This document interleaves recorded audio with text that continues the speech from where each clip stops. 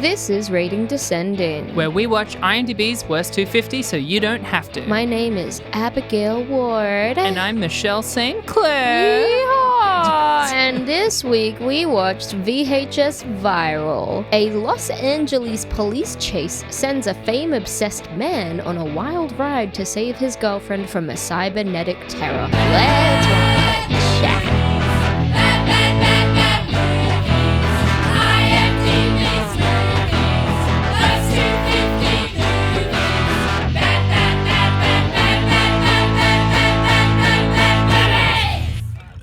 I'm dripping in oil, by the way. My hands are just covered in oil. Wow. Yeah.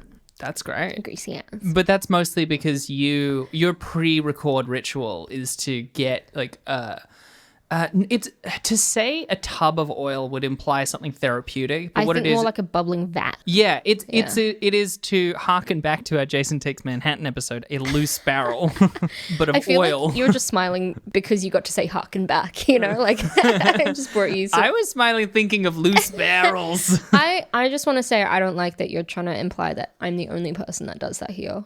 Like, it's a ritual we do together. I didn't imply it on purpose, but you're right. I should have been more upfront. Yeah. What we do is that we hold hands and we go, you ready? And then we step in and immerse ourselves. Yeah.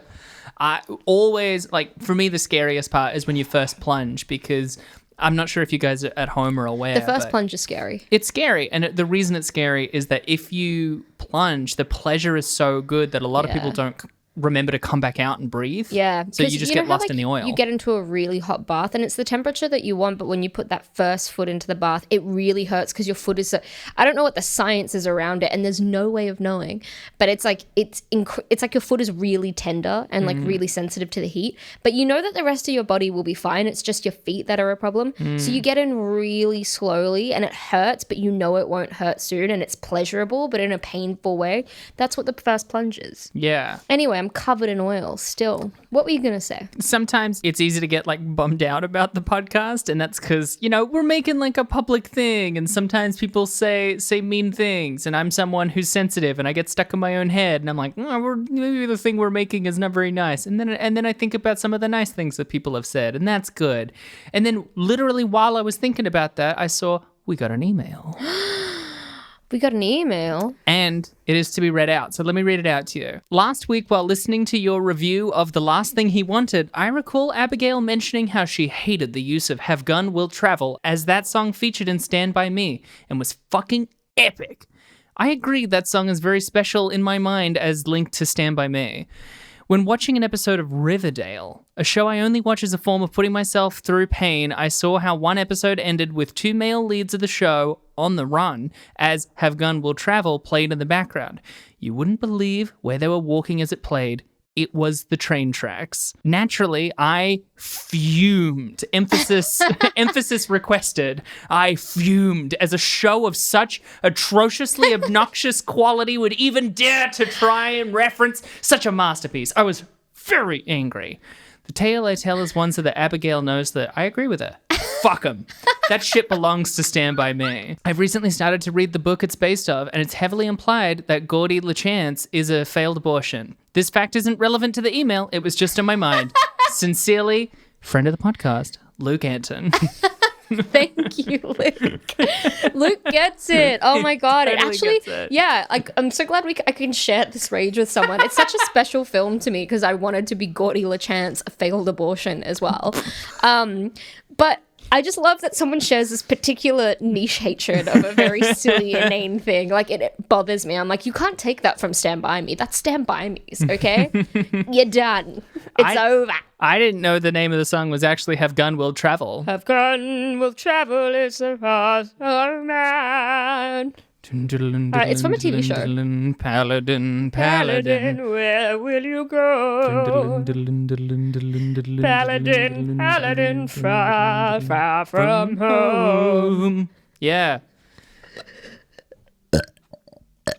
What the audience... So I was thinking, I think we do make a good product in the end. I think we make a good podcast. And then... Hey, every review that I've read of ours is them saying, love the burps, Abby, keep them up. Yeah, it's true.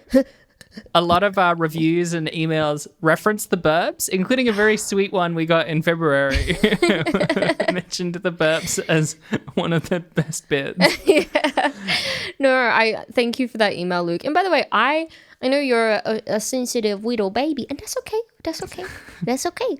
But I was thinking today, I was like, I noticed our TikToks are quite like getting a lot of interaction, which is really interesting because for the first time, like I know that they're doing well because they're hitting people that are not our audience. Yeah, that are not our audience, Yeah. and they're a lot of straight dudes being like, how is that misogynistic? Like, it's so unforgiving. And like, they're not even disputing what we're saying. They're literally just being like, it seems pretty unforgiving. But I get really excited by it because I'm like, holy shit. Like, it's actually fun to reach audiences that aren't intended for us because who gives a fuck? Like, this doesn't matter. Like, of course there's going to be people that don't like our podcast. That's fine. I'm just excited that we're getting to the point of a minor success that people we don't want to advertise to are still finding out about us. I mean, that's great. Our audience has literally tripled in the last few months, so that makes sense. Baby. I think we should get some rating descending merch made and send them to our best listeners. Luke, you're number one, baby. Oh, absolutely. Just for that. Tess, number two. Look, shipping is going to be atrocious, but a good friend of the podcast, Julian Leger, absolutely. It was literally, hey, Julian, I was looking at I will always recommend fans go check it out, the rating descending all-stars list of recurring actors and technicians. And I noticed he changed Martin Lawrence to a screenshot of G-rated thing because of the dispute. We had a Twitter dispute. I love it. We make such a niche, silly product. And the people that enjoy it really enjoy it. And we enjoy you in return, not in a sexual way. It just sounded kind of creepy. Michelle, I have a question for you because it is Spookums in April.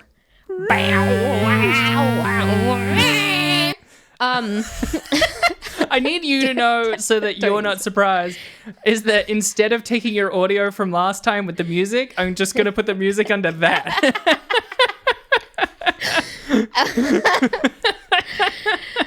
I have a question for you. I love questions. Machete Saint Scare. It's not, no, that's Halloween, Michelle. It's not Halloween. But it's, okay. It's spooky. Well, we need a new spooky name for Sure, Spookums you're in right, April. you're right. My question is, what's the spookiest thing that's ever happened to you? Oh my God. Because I'll give you a moment to think because I'll tell you mine, okay? It'll just give you some processing time. Yeah, sure. I don't want to catch you off guard. When I did this checks out. I did a ghost tour. Yeah, that does check out. Yeah, it makes sense. But I think about this a lot. I went on a ghost tour. We went to the quarantine station, which is in Manly, Sydney. It's on North Head, and there is barely anything built on North Head. It's still very like, it's very like scraggly. It's like a proper like piece of cliff by the sea. And the old quarantine station still takes up a lot of the land there. And you have this beautiful view of Sydney ahead of you, and there's just wide open ocean behind you. The quarantine station was full, like a lot of people just went there to basically just go die of diseases once they had like boarded off of immigrant ships. So the tour was cool. We had to we had to walk on floorboards because there were like people that were buried with cholera. So like they just wanted to be safe. Yeah. And towards the end of the tour, we're at the bottom of this big hill and someone went, "What's that?" And we all stared up the hill and we looked up at this house with a big veranda at the top of the hill, and there was a man glowing in white. And he was like looking into the trees, and he turned his head and looked at all of us, and we all just started screaming and bolting in the other direction. And I remember I got back to the front of the tour and I was burying my head into my mum's like stomach. I was like probably 10. And I was like, that was so scary. And my uncle was like, there, Abby, it's probably a bloke from the pub that they've given $20 to. No. He turned around and he was like, I bring you love. And it was Mr. Burns the whole time. Anyway, I got into the car and I was so thoroughly spooked that my mum had to drive me to KFC and get me a little Zinger box.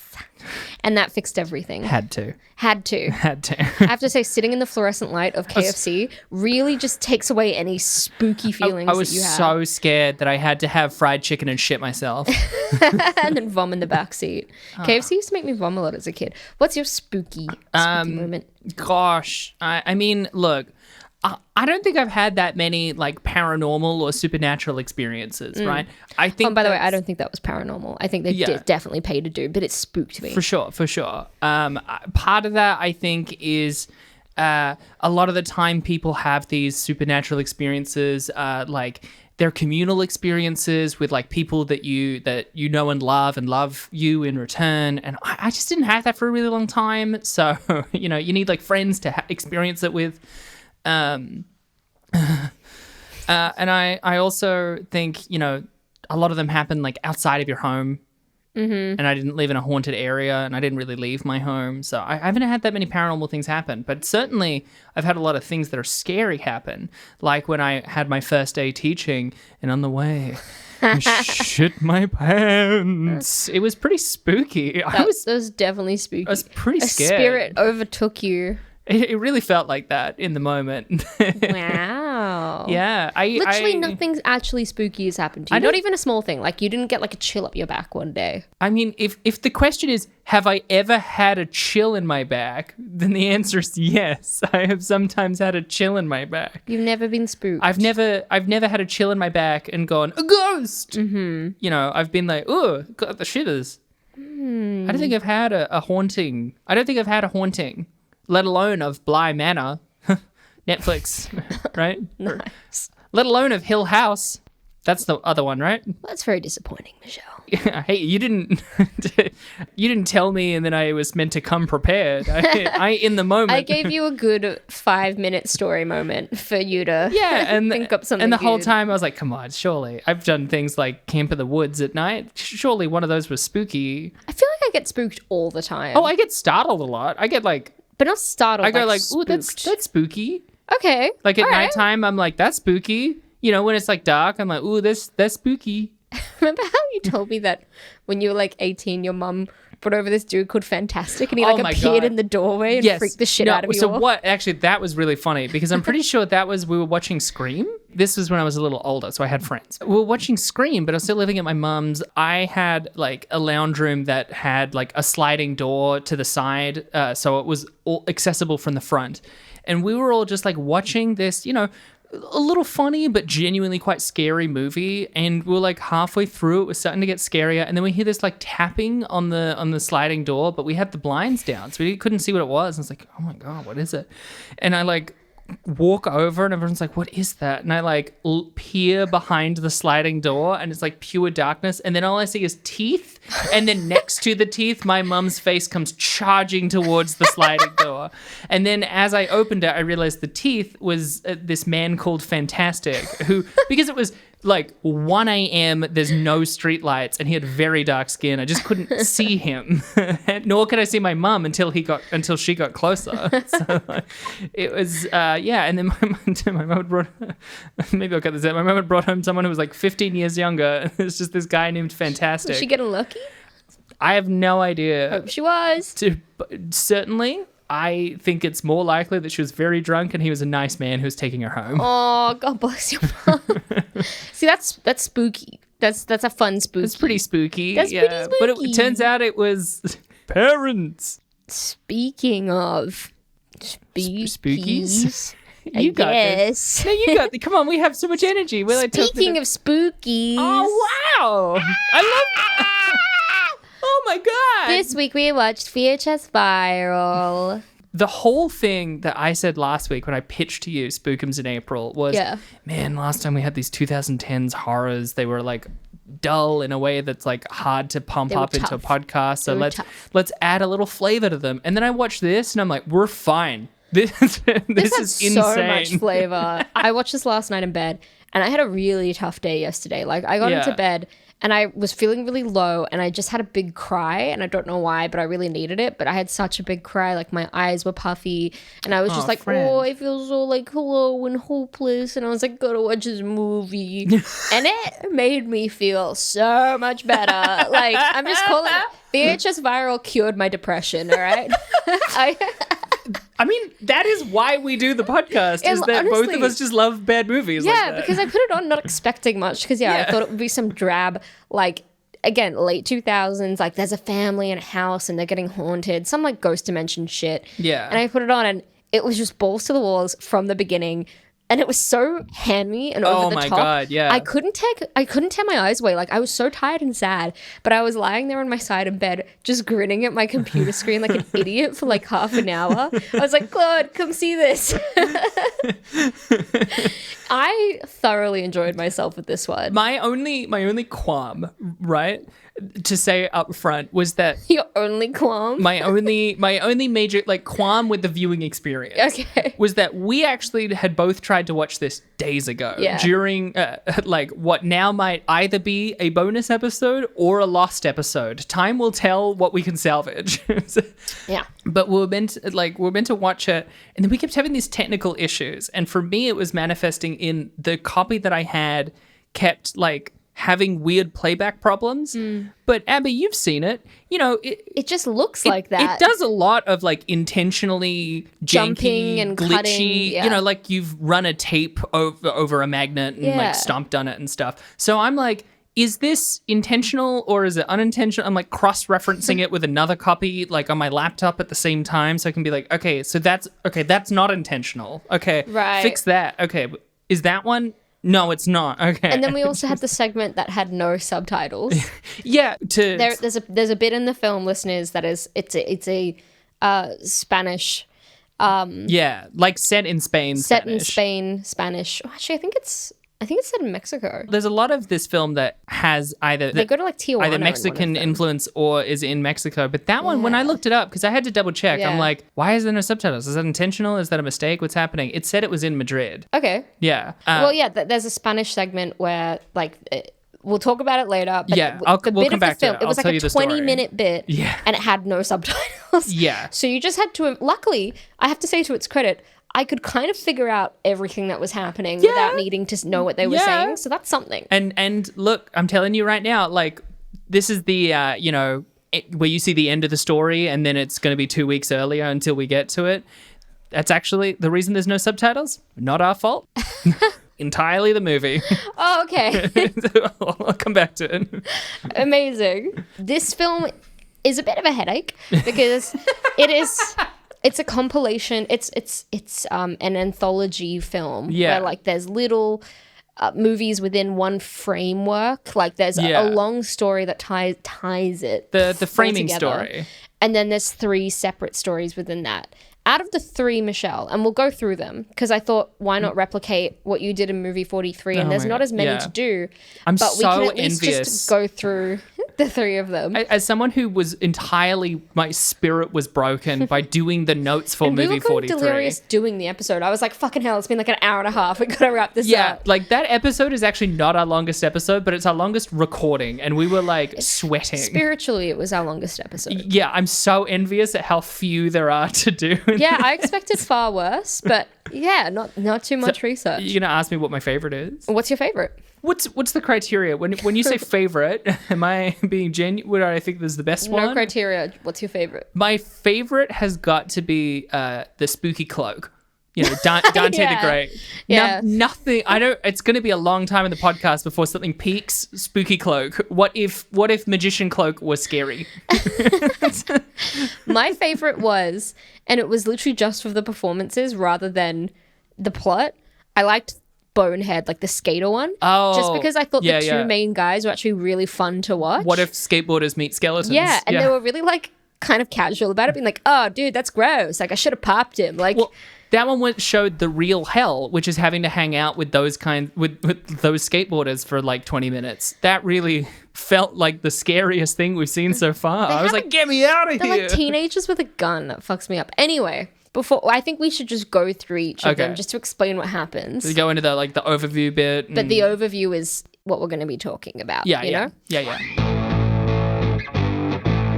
Just want to give some general information before we do that. Yeah. This film was made in 2014. It is like the third in the VHS series. Yeah. It's got 4.2 stars on IMDb, by the way. It's still in the 4.2, and we're going to be here for a while. So high. So, like, there isn't like a one director because there's multiple directors for each section. But the whole franchise was created by Brad Miska in 2012. And I have to say, like, the Stupid Podcast makes us privy to franchises that it's almost like they exist in the back of your mind, but you would never bother with them. Like, you would never bother to even think about them. And then all of a sudden you have to do like an hour's research into them for no fucking good reason. But yeah, so I've known about the VHS. Like I knew they existed, but I never would have bothered to have a look. Did you know they existed? No, I had no idea they existed until I had to try and find a copy. And let me tell you, because it doesn't stream anywhere in Australia, monstrously difficult. Yeah. And I actually at one point got the wrong VHS movie because I think I either got VHS or VHS 2 or something instead of this one. Oh wow! So the first fucking VHS that came out in 2012. Again, they all follow the same thing of being an anthology of like various they're all snippets. anthologies. Yeah, they're all the same kind of premise. But the first one had Adam Wingard as one of the directors, and I fucking hate that guy. I actually hate him so much. Wait, no, didn't he do Death Note? Isn't this his second directorial appearance on this list? Do Death Note, oh no, wait, but he's not in in Viral. Okay. Yeah, trust me, the guys in this one, they're not like I don't think you'll recognize them. They're not notable directors. No, I can tell. Yeah. So the first film, the first part of this film, like it opens up, and I have to say the opening for me was almost one of the best bits. I totally agree. Because it's like this girl on a bridge with the wind in her hair, and she's like looking at the camera, and she's like, "Stop! Why are you always filming me?" I think she says, "Why is it called a river?" And then he goes, "Because that's what it is." And she's like, "Oh my god, stop!" She has like a streak in her hair. It's classic. I'll never die. Yeah, and it's like Claude, when we were like dating last year, when we're getting together, he was like. Yeah, I remember he said to me, he was like, I love you so much. I feel like you're that bit in all those shitty films where the wife is dead and the guy has old footage of her being like in the wind and her hair is flowing and she's in bed and the covers are on and she's like, stop filming me. And he's like, I feel like you're that at the moment, like you're going to die. And I was like, what the fuck? But then I watched this movie and I was like, it's that trope. Yeah. It's like the dead wife trope. We all know the trope, and watching that made me realize I don't think I've ever seen a film actually do it. Yeah. Unironically. Same. And like there's the whole like first section is her and him, like the guy that's recording, like in a relationship, and she's like, why do you always like film all the time? And he wants to be like a famous filmmaker. And then they get through their relationship and you can see she's getting a bit more annoyed with him, and she's kind of like, why are you always filming? And like they have a like he gets like beaten up by his grandma, which they never explain. That's just a thing in there. So strange. And then you see his grandma naked at a certain point as well. Because it's scary. And it's like, because really we want to see the young woman naked, but you got to see the grandma. But like the whole film kind of opens when like he's recording the TV and there's a car chase and he's like, oh my God, I've got to go film this. I don't know why. And she's like, stop. And he convinces her to let him go. And that's where the whole framework fucking part of this film comes. They call it vicious cycles. That's what this part of the film is called, vicious cycles, and it's like in interlude 1, interlude 2. Yeah. Not that this film deserves anything labeled interlude. No, it doesn't. Sounds far too elegant for this kind of movie. I do think like spooky ice cream truck car chase might actually be one of the worst plot premises. Yeah, we've seen. It's so confusing because when he goes out into the street, everyone's acting weirdly, and there's an ice cream truck that's on the run, and he wants to catch up to it, but he misses it, and his girlfriend Iris, she goes out into the street like in a trance, and the ice cream truck apparently picks her up and takes her, though we don't see it. I guess we don't see it, and then it also hits a policeman who was just standing in the middle of the road. His arm goes flying. It like lands at his feet, and it's like this clean, crisp arm. Yeah, and he's like, whoa. Special effects are terrible. They're so bad, and everyone reacts like nothing happened. Again, I know this was one of the worst bits of the film, but it made me the happiest. There's a later bit where someone 5 people watch someone fall off of a bridge, and they go, oh, whoa. Yeah. Because this whole storyline is interspliced between the other ones. Yeah. But let's just get this one out of the way. Okay, yeah. The next time we see him, he's on a bike, and Iris is screaming at him in a phone, being like, oh my God, like, help me. And she's screaming. And we're meant to now infer that she's in the truck and she's been taken and he's trying to chase her. And I couldn't figure that out. I never inferred that once. Never, ever. Never did that happen. I only know that because I was frantically looking up the plot. You know how it's become a recurring bit of I'm usually good at passing the intended plot elements. Never was that my inference. I thought he was just chasing after the truck because everyone was, and it was spooky. Right. So, again, I only know this because I went, where the fuck is she? And I looked it up, but you're right. Why would she be in this speeding truck standing fully upright? They don't show us that she's been taken. No. There's so many confusing shots. I thought it was just that she vanished. I didn't think it was that she was taken. I thought it was like magic. Yeah, and the truck was making people violent, and then I heard... You know what? There's no point. Yeah, continue.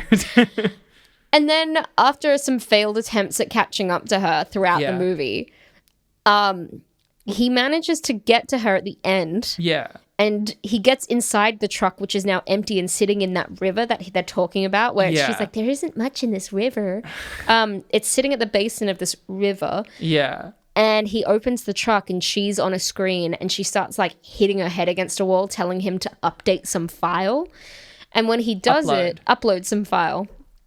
And then he does it. Yeah. And he gets out of the truck and he realizes that her body is slumped against the truck. Because it is magic, right? Yeah. It's a magic truck. He takes a phone out of her mouth and he sees himself. And then it just kind of tracks out. There were like the hands that were... disembodied hands. That were taped to the wheel, ostensibly as if that's how the truck was going, which I think is very funny because if the hands are attached to the wheel, they can't steer. Michelle, that's also... it's hands aren't required on the wheel to make the truck go. It would be like a foot on the pedal. Is it just useless to try and describe this film to people? It's completely inscrutable. I'm saying this out loud and I'm like, why would anyone try and decipher this with us? But at the same time, you just know that they went, fuck yes, slam dunk. When they like finished the ending, they were like, we fucking nailed it. Beautiful. So that's the whole framework, right? Yeah. The only interlude that I wanted to particularly bring up was there was like a party that was, I'm pretty sure, meant to be like a Mexican family. Oh, yeah. Which I only bring up because the music in the background, listeners, please tell me if you've ever heard of the PSP game Chili Con Carnage, which was like Max Payne, but a comedy and Mexican. It was so good. I had so much fun playing it. I have no concept as an Australian of whether it was like lovingly made by Mexicans or whether it was probably not good on reflection because it's caricaturizing. Like, there's not many American Mexicans in Australia, so it's harder for us to glean that. But at the time, it was fucking great, and I was like 10. So much fun. There was this theme song that was so good. It's probably not great, but I'm 90% sure it was playing at that party. That same song. The Chili Con Carnage thing. I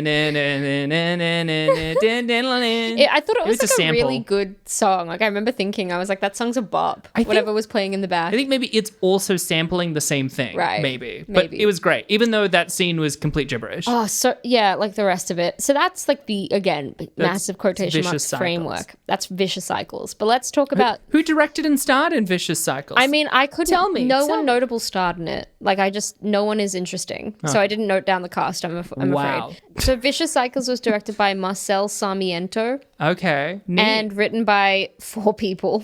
TJ Simfel, David White, and Marcel Sarmiento. Oh my God. So which ones are ands and which ones are ampersands, you know? One and. Oh, that's disappointing. Yeah. I was going to be so disappointed if there were partners. any. I'm like, surely it didn't take several rounds of different people writing this. That's Vicious Cycles. It had to be one team of people who are bad at writing, right? But the first little segment that we have was Dante the Great, Michelle's favorite. It was directed and written by Greg Bishop. Hey, Greg, excellent job. My hero. It's loosely about this magician that uncovers his own like source of magic. Yeah. Like, he actually has a magical touch that comes out of a cape. Yeah. And so when he wears the cape, he's able to like put his hand through, like have like a portal and transport himself. And he meets a young magician's assistant and she wants to be a magician, and he teaches her his tricks, and she realizes that he's been killing people through his magic. And so in the end, she and him end up having this big magician fight where they're like summoning shit out of each other's hands, and she ends up getting him eaten by the cloak. It's such a fun, stupid segment, and it's so tacky. It's so tacky, but you're misrepresenting, because you're implying that he kills them separate. What's happening is that the cloak, he puts the cloak over them, and then the cloak goes and eats them by just sort of generally fluffing about over it. He snaps their neck. Yeah, sometimes, but then he still feeds it to the cloak. The magician's assistant, her name's Scarlett. Yeah. Her ex-boyfriend is killed by him because her ex-boyfriend like slaps her and is mean to her. So Dante summons him into his room, And then he's like, sit, and he like makes him sit on the ground, and then he just snaps his neck immediately. Well, but and then he puts his cloak on it and it eats him up. One of his old assistants, he just like goes to her sleeping and puts it on, and then she goes, ah, and is like fighting with a definitely not animated cloak. It's also, I really want to emphasize to the audience, if you're imagining a cloak that's like a really nice cloak that's like felt or something and it looks like spooky in it, it's like dollar store plastic material cloak. It's like dollar store like satin, like black satin. It's cheap. You can see that they've hemmed it. Like it's just terrible.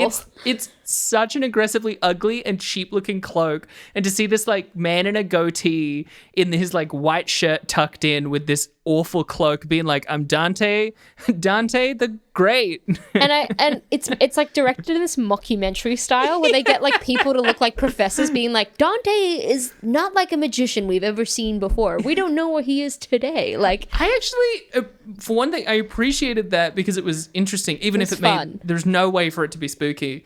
But I appreciate it on a technical level because I actually feel like there was a lot of work put in of like, this is the lighting setup for this guy. And like the lighting setup on Dante is a lot more like glamour lighting. Yeah. Whereas on like the professors, it's like on location, and then for her, it's like a police interview. And I was like, that's actually attention to detail. The only problem is that like the actors that they got in were so shockingly bad and so unconvincing, so cringy to watch. I was almost thinking like this whole segment, there's a bit where they're like, it's like handheld footage of them on stage, and he's almost trying to seduce Scarlett and show him his tricks, and it's like this handhold stuff revolving around them. And I was thinking, this is like a low budget Prestige. Like this feels like they're trying to get that style of the Prestige like montage moments. Well, at the end when she goes like, no, sorry, my dear, or whatever, and it's revealed that she's gotten the cloak to eat him or something, that what she should have said was, aha, the Prestige, which is my favorite bit of the Prestige. No, she goes,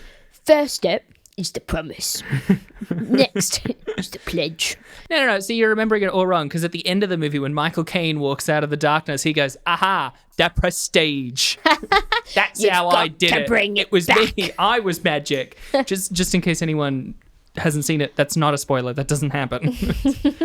My favorite part of it was the magic fight where like the police come to try and get him, and the director is so concerned with having to like cut around all of the magic, kind of cool premise for magic, that it's like this like weird obfuscation to the 10th degree. So it means what you're watching is him going like, huh, and then like a clearly like mid cut to like someone landing on a pile of spikes or whatever, and like doing every single magic thing. But the thing is, like, it was such a fun segment. So fun. I loved it. I enjoyed it so much. Couldn't take my eyes away. I actually would fully, if the director said it was intended to be funny, I would go, then you did a good job. Yeah. All you would need to cut is the weird bit where you open a rabbit, because that was stupid. Oh, that was dumb. That was dumb. But the rabbit looked really nonplussed. It was like, it didn't care. Yeah, fine. If you took that out, it actually works as a really funny comedy.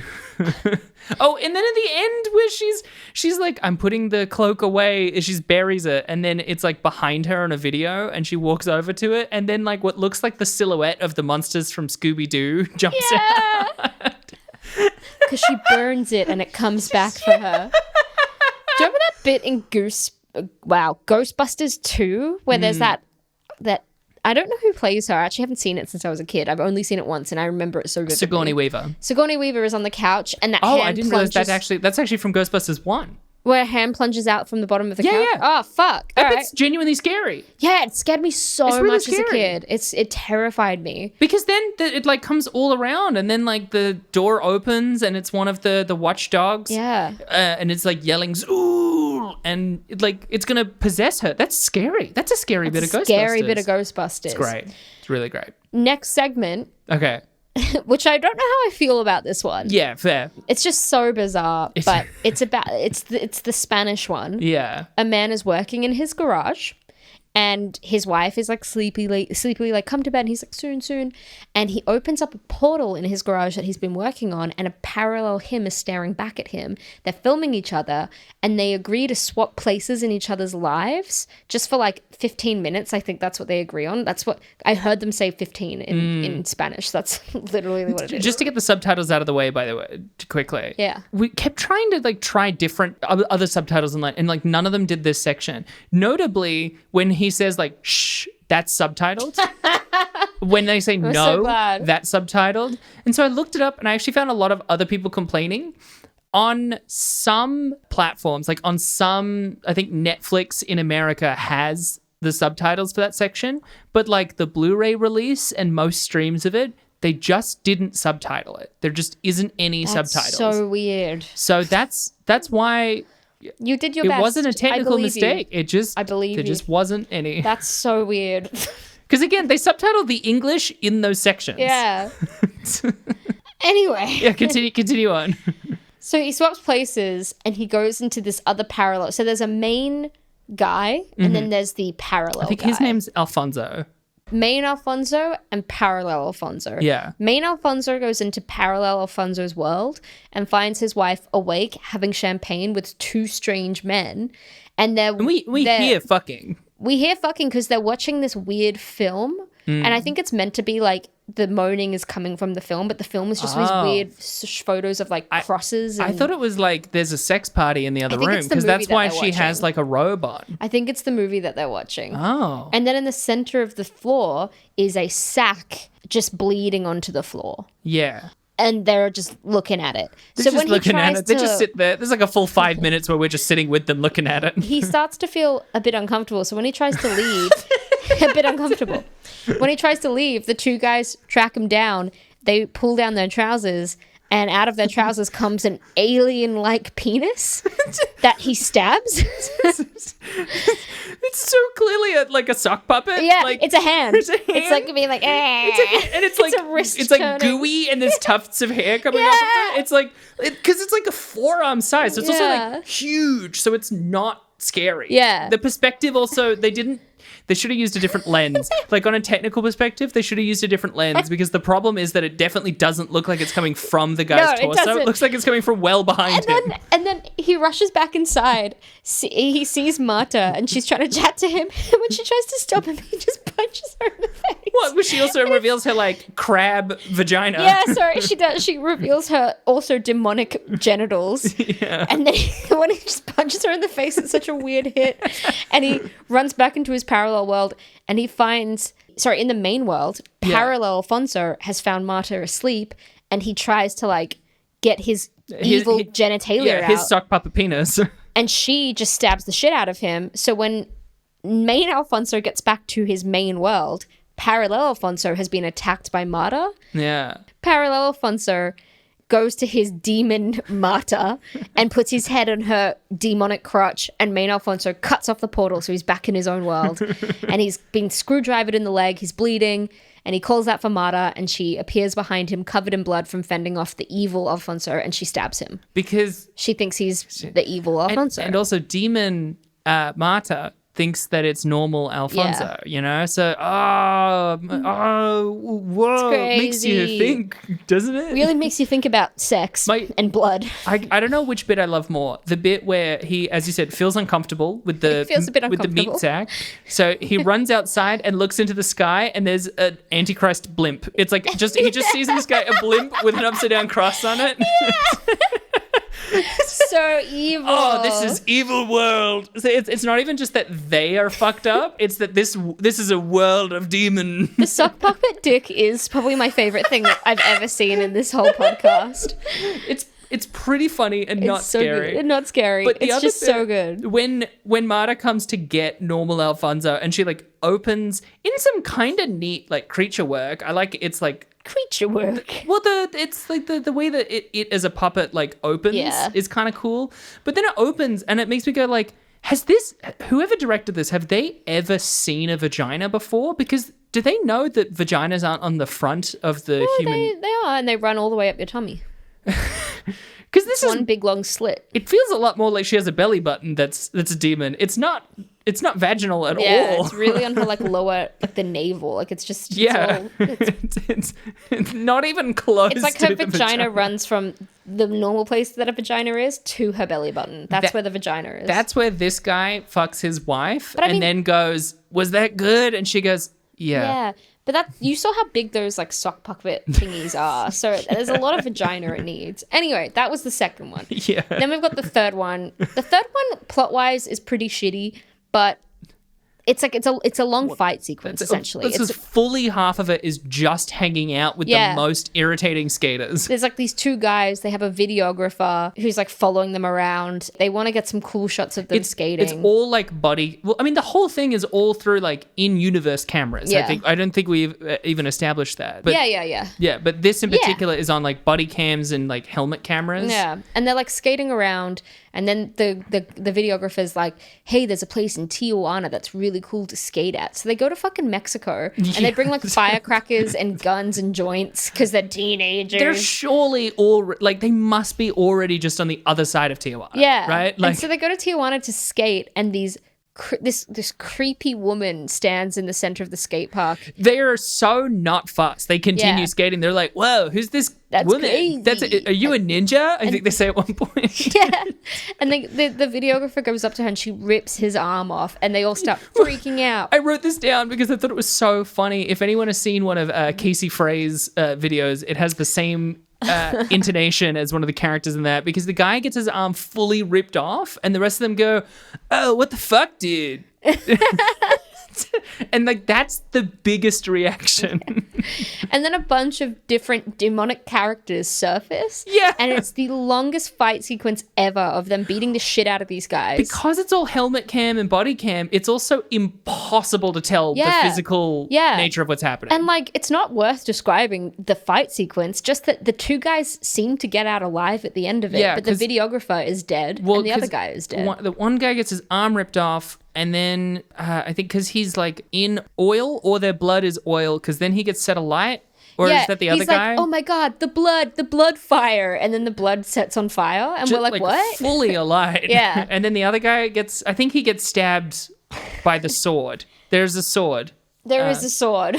But then they all become skeletons. Yeah. That's where it got better for me, is when it stopped being like spooky dudes in makeup and started being like full-on skeletons. Well, because then it was fun and silly, because then it was them using a skateboard to beat skeletons that were like chattering at them. It was like Jason in the Ark. There's even a point where a skeleton looks at them, which means it's also looking at the camera, and then it flips them off and then explodes. That's what I mean. This film, I don't have any bad feelings towards it because it was so silly and fun. It made no sense, but I don't care. I had a good time. So that's everything that happens in this nonsensical That's the film. overview. Now we can really start the podcast. Let's do it all over again. Do you want to hear some trivia? Sure, yeah. I have one piece of trivia. Just one? Just one. There was only one piece of interesting. There were 5 pieces of trivia, and 4 of them were utterly uninteresting. I mean, like, just really boring shit about, this thing is a callback to VHS 1. And I'm like, I don't give a fuck. And look, I watched the quality of this movie. I doubt anyone wrote anything down for posterity, because they certainly didn't write down the things they were supposed to for their job. The trivia, which is fairly interesting, Rob Zombie was set to direct, but couldn't agree with the studio on how the story should proceed, so he stepped down. Oh, yeah, because he wanted to make it worse. Fuck Rob Zombie. That's all I got. You want to hear some reviews? Yeah, why not? The shortest trivia section ever. Reviews! So, on Rotten Tomatoes, the film holds a score of 34%. The site's consensus reads, VHS Viral is hardly a sensation as it cycles through the franchise's least frightening vignettes yet. Peter de Bruges of Variety described the film as 3 playful yet thoroughly disposable experiments in short film POV cinema. These reviews are far better than I thought. Like, I know. 34% is high for this list. Frank Scheck of The Hollywood Reporter wrote, lacking the originality of the first film and the superior entries of the second, VHS Viral spirals downwards towards the same sort of obsolescence as the home video format that provides its title. It is so funny that they made an anthology series that is like so intertwined with digital recording and digital like online And platforms. they called it VHS. And they called it VHS. Yeah, they had like a fucking GoPro on their helmet. And it's like VHS. And they're like, let's live stream it. And it's like, there's no VHS around. A.A. Dowd of the AV Club rated it D+ and called it slapdash and ineffectual. Yeah, that's pretty much it. Jordan Hoffman of The Guardian rated it 1 out of 5 stars and wrote, besides one bright spot involving razor-sharp genitals, the horror compilation is bereft of thrills, scares, or creativity. And the reason that I bombarded you with a lot of critic reviews is that so many IMDb reviews were not interesting. So I've only got one. Oh my God. I really combed through 10, 9, and 8, and I found one. Yeah. This is a 10 out of 10 review. It was left in 2021. If you do not find this movie interesting at all, you have no taste in anything, really. That being said, the bad reviews on this title are from kids who prefer to watch prank videos on YouTube and classic remakes which feature horrible actors that are rated 9+. VHS series is number 1. Not debatable. A 10 out of 10 series. 10 out of 10. Hey, can't argue. It's not debatable. It's not debatable. No, can't argue with it, man. Well, that was this psychopath's review. What was your review, Michelle? Look, it's a hard line on this podcast that we walk of, gosh, I got so much joy out of Dante the Great. Yeah, the spooky cape. And his spooky cape, and about like skaters fighting skeletons. That's fun. It's also truly atrocious. Every line is delivered like it was written and delivered by an algorithm and then digitally added in post. You know, it's like all ADR, but you got like fucking, you know, like a Siri or the TikTok lady to just read it out. Yeah. That's how every piece of dialogue, every like camera movement looks like it's a digital one to try and hide a piece of visual effects that is also the most obvious thing. It's really, really horrendous filmmaking. It is worse than some of the student films that I've seen, and this was like theatrically released, I think. Boy, this is rough.